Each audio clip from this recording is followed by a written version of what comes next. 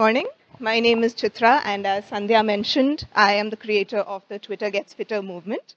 Now, let me tell you a little bit about it. It's an online movement that I started in November last year. And basically, what it is an online fitness buddy system, where now a group of 200 people, we started at about 70. And what it is we are united in our quest to get a little fitter. So we're on WhatsApp groups, we're on email groups, and we're motivating each other, we're keeping each other going. And as Santosh mentioned in his talk earlier, community is a big aspect when you come to talking about getting fitter, getting healthier, or in general, creating any sort of habit. So I'm going to tell you a little bit about how we got this running and how you could possibly use community to make your fitness attempts just a little bit easier. First of all, if you're starting something like this, it's very important to encourage setting a target. It helps when people know what they're working towards. Now, this could be anything. This could be as simple as, I want to be able to hold a plank for 3 minutes. That's a tall order, but still, it's something to work towards. Or, I want to fit into that dress I wore last year and can't zip up anymore. A little bit more of a superficial goal, but hey, whatever works for you. So encourage setting goals, because that's what's going to give you something to work towards. And as Suman mentioned earlier as well, if you document your journey, it helps. It helps you get to where you are. And it's a little difficult, but hey, as long as you have an endpoint in mind, you can enjoy the journey.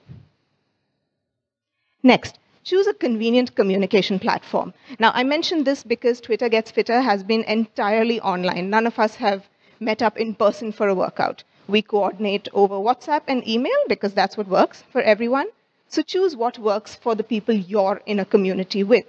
Now, this is important, mainly because if you're not able to communicate with each other, you're not going to be able to keep each other motivated or accountable. You're not going to be able to track each other's progress. If you're going to, say, stick to Facebook posts or tweets, there's a high chance that people aren't going to read them, are going to miss them because, Facebook algorithms, or you're simply not going to have the time to check in. Make it as convenient as possible for all the members of your community to check in, to see what everyone else is talking about, and to contribute. Now, this I can't stress enough. Decide who's in charge. It's very easy when you're in a community for it to turn into a too many cooks situation. Everyone, of course, will have an opinion, and we're going to respect that and love that. But always ensure that there's someone in charge of coordinating the entire effort. Send in your ideas to them, but let that one person see how everyone's going to manage this. Let that one person, maybe two, have someone on backup. But make sure that there's one person coordinating the entire effort and managing your check-ins, keeping attendance if that's something you're looking at. Let it not sort of disintegrate into just a group of people cackling like, well, some news channels that we all know. Make sure you plan ahead.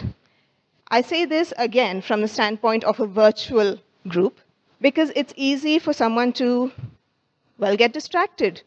As both Santosh and Suman mentioned earlier, life gets in the way. And that's bound to happen. You're not going to be perfect. You're not going to be able to plan each day as it comes. So plan ahead a week. If you're scheduling workouts for everyone, have it ready a week in advance. That way, even if you get tied up or you fall ill or for whatever reason, your phone crashes, your laptop crashes, you're covered. You're okay for a few days ahead. Be responsible. When I say be responsible, I mean take the fact that a lot of people's health is in your hands very, very seriously.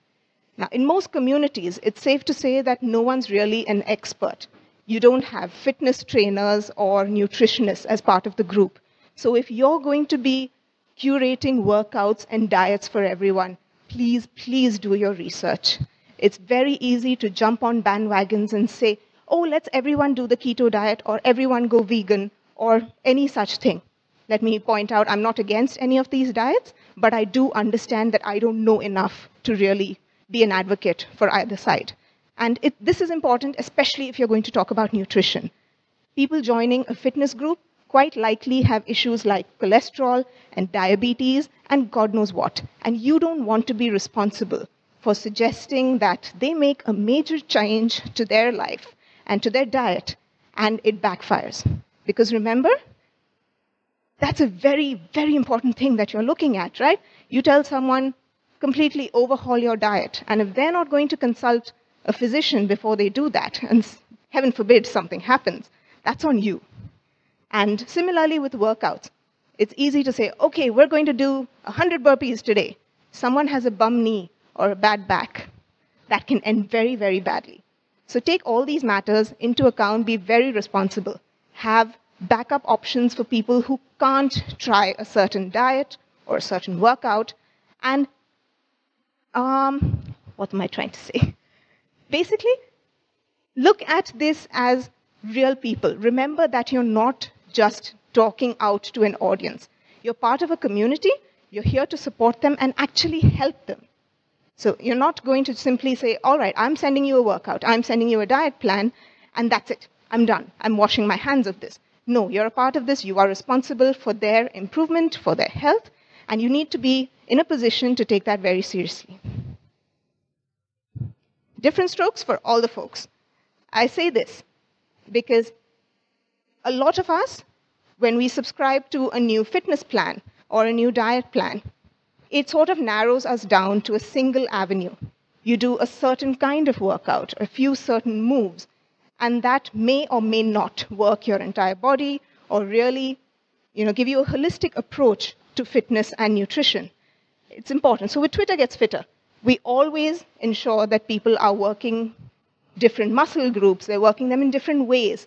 We include flexibility. We include some really hardcore ab work. And we also have workouts that the really busy people can do at their desks.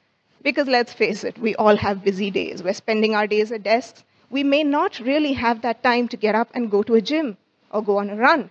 But that doesn't mean we should be sitting still and not really moving.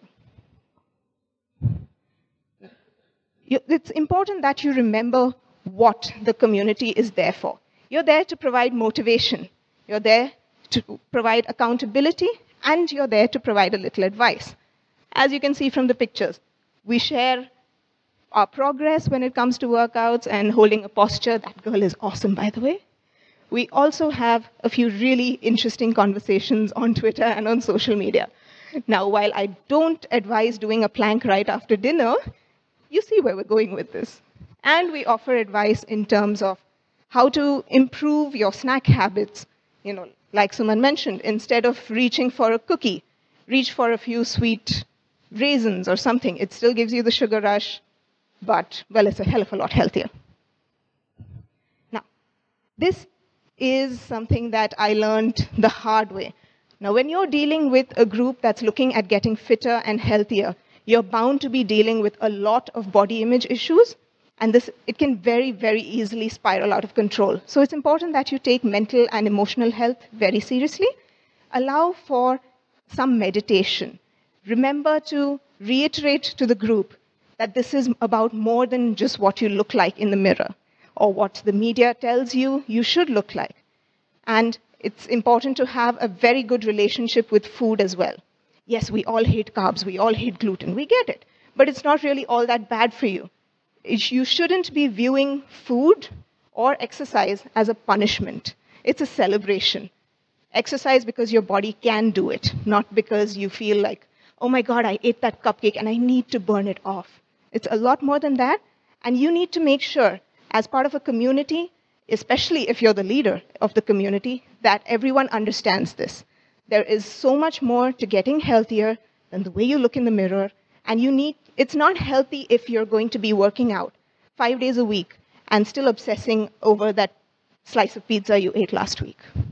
That's not healthy, and it's something that I think a lot of people need to understand, that there's a lot more to your fitness than just what you eat.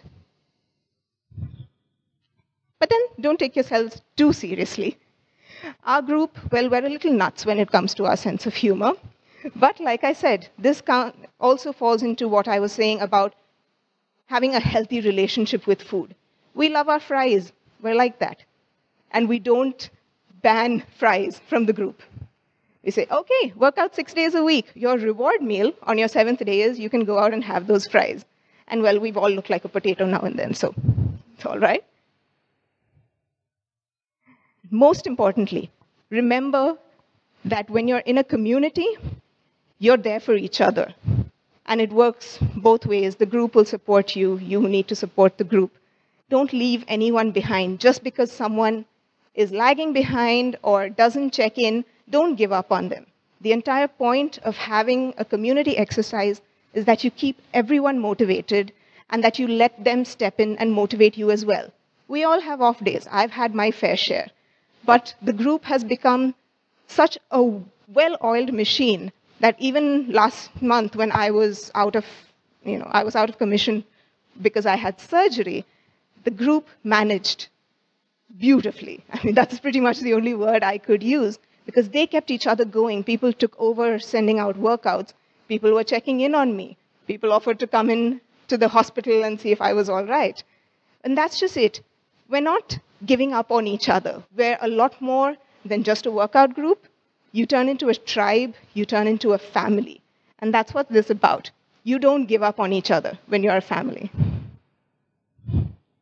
And well, that sums it up. I hope I have helped in some way to give you some ideas to get a community of your own started. If not, hey, Twitter Gets Fitter is always taking admissions, and that's where you can find me. Thank you, and I'm happy to take any questions right now. Who has questions?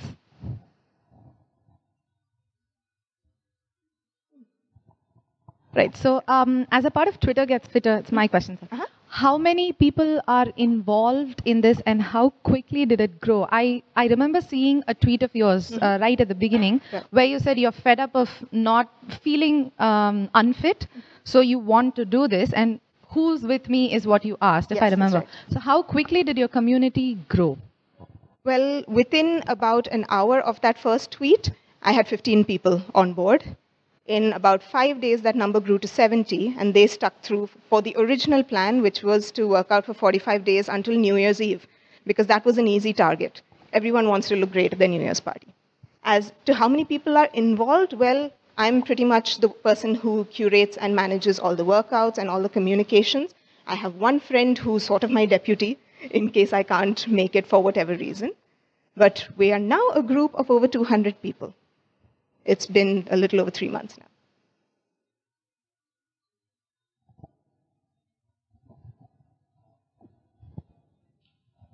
Like you said, it's important to work towards a target, right? So your initial target was New Year, and I knew about that from before, but what is the target now? Like, what targets are people setting to continue on this, and how long do you think this will go on, and what is the future plan that you have for this? So everyone has personal targets right now. So New Year's came and went, and people still wanted to do it because they liked the approach. Yay. And so everyone has different targets. Like I said, some people want to be able to climb 4 flights of stairs without panting. Other people, there are some people who have had health issues and are saying, I want to get my cholesterol under control. I want to get my blood sugar back to normal. Others have just had a baby and say, I want to lose the baby weight. So everyone has their own goal. And I think it's important to have your own goal rather than, you don't necessarily need to have a singular goal as a community. As long as you have your own personal goal, work towards that. It'll keep you far more driven.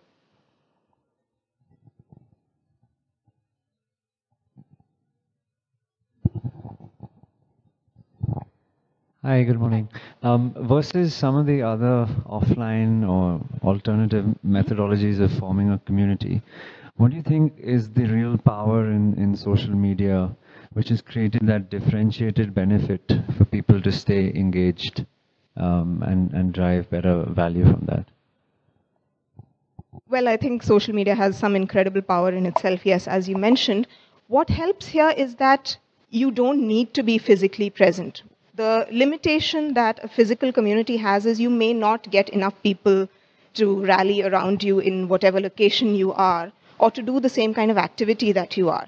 This way, you manage to connect with people regardless of where they are, but you all have your goal, and you're saying, I'm going to do this, religiously. I'm going to be held accountable, and I'm going to hold you accountable.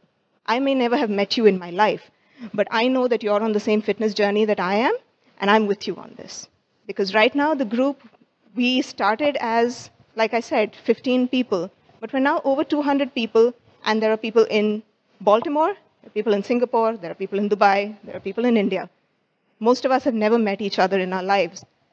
But we're a group now because we know that we all need the same kind of motivation and the same kind of push because we're in it. We understand what each other is going through. And so you as the central node, you're tracking the benefits for each of the people involved? The progress? Yeah. Yes, progress. I am. Okay. So the model is that everyone has to check in at the end of each day, mentioning what they've done. So I do curate and send out workouts, but they're welcome to do whatever it is that they prefer. If you'd rather go for a run, that's fine. I'm not going to stop you, but do something. And yes, they have to check in at the end of the day. I'm a little old school. I have a spreadsheet where I mention what everyone's done, and it helps. If you've got a goal, I see if you're close to it. Thanks. Chitra, I have a quick question. You mentioned that everybody has a personal goal, and that would obviously, and you also said that you don't meet in person. So obviously everyone's at a different starting point as well, and everybody has a different goal. Right. How do you then create fitness plans or workouts that work for, is this something that you do for each person, or how does it work? Are there groups of people, or how does it work? Because it's so personal. Or how do members, for example, create their own workouts, and how is the I don't understand how the group is being used other than for accountability. All right, so no, it's not personalized workouts, to answer your question. It is one curated workout that goes out to the entire group. And this is keeping in mind a median level of fitness.